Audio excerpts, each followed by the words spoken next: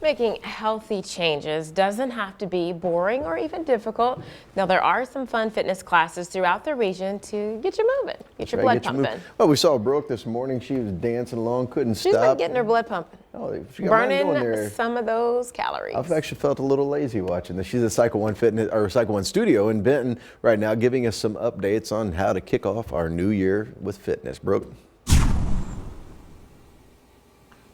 Yeah, good morning, Evie Dave. Well, it has been a busy morning. I started off in that work dance class, then I went over to the cycling class and then gave TRX a try. But now I'm going to change gears. Ha ha ha, dad joke. But anyway, we're talking about bikes now. And I know a lot of people during the pandemic wanted to go outside and ride their bike. Maybe they bought a bike, and there's a couple of things that they need to know and kind of get ahead on. So joining me one last time this morning is Lee Messersmith. So what do we need to know?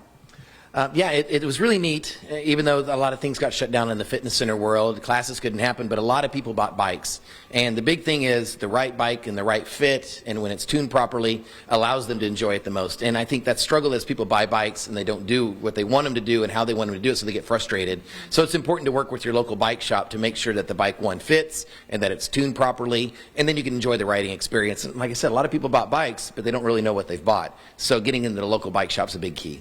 And so how do you know that you're on the bike properly and that it fits? Where should your knees be or your pedals? Ideally, if a person can get to a local bike shop and have them do a professional fitting, that's ideally what they want. But the goal is you're not sitting too low on the bike, but you're also not sitting too high. So there's a proper position that you want to be, that your knee has a particular bend, that you're not too far forward or too far back, to make sure that the bike is the right size. Sometimes people buy bikes that are too big for them, so the bikes are too tall. And most of the time people buy bikes that are too small, and they tower over the bike. So it's important to make sure that the bike that they get, the seat's the right height, the seat's the right position forwards and backwards, and a lot of that comes down to where knee placement and foot placement are on the bike.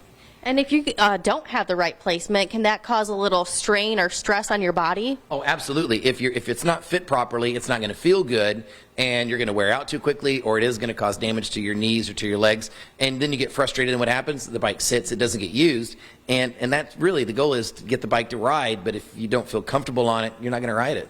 So when would you be open here for people to come on in and get their bike adjusted? We're open just about every day from 12:30 to 5:30, and usually we charge a $10 fee just to do a safety check. A lot of people buy bikes that sometimes they have to get them from big box stores. Those bikes are not always checked. So what we're doing is, hey, listen, if you want to do a safety check, bring the bike in. We'll do a safety check for free, and we'll even do a quick fit for you to make sure that your bike's set up so when spring gets here and you start riding outside, it's going to be something you're going to enjoy riding. Well, thank you so much for giving us these tips, and of course, being here for these classes. We had a great time this morning. And for more information, you can always go to our website a little after the show. That's WSILTV.com under News Story this morning. But Nick, it might be a little too cold to go bike riding this morning. Well, I think